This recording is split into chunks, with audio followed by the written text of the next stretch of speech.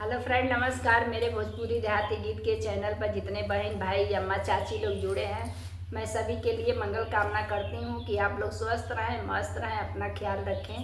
देखिए, बहुत एक प्यारा नाच गीत लेकर आई हूँ। अच्छा लगे तो कमेंट में आप लोग ज़रूर बताइएगा और ढेर सारा प्यार दुलार दीजिएगा। चम चम चमके लाटी सनिया की आज घर बाल में आई है ना। चम चम चमके लाटी सनिया की आज घर बाल में आई है ना। सास से कैले बानी झगड़वा की सासू लहरई में करी है ना। सासू से कैले बानी झगड़वा की सासू लहरई में करी है ना। सैया मोर बातियो न समझल जन पर छुड़िया चलवले ना। सैया मोर बातियो न समझले जन पर छुड़िया चलवले ना। चम चम चमके लाटी सनिया की आज घर बाल में आई है ना। चम चम चमके लाटी सनिया की आज घर बाल में आई है ना।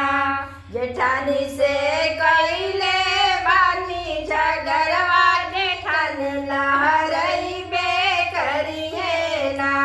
जेठान से कैले बानी झगड़वा जेठान लहरई में करी है ना।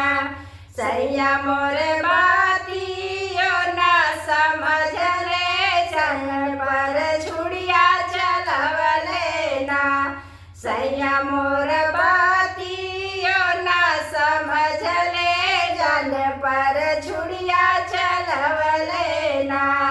चम चम चमके लाटी सनिया की आज घर बाल में आई है ना। चम चम चमके लाटी सनिया की आज घर बाल में आई है ना। ननद से कैले बानी झगड़वा ननद लहरई बेकरी है ना। ननद से कैले बानी झगड़वा ननद लहरई बेकरी है ना। सैया मोर बातियो न समझले सैया मोर बातियो न समझले जन पर छुड़िया चलवले ना।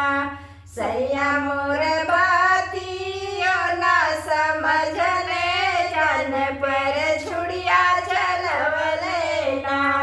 चम चम चमके लाटी सनिया की आज घर बाल में आई है ना।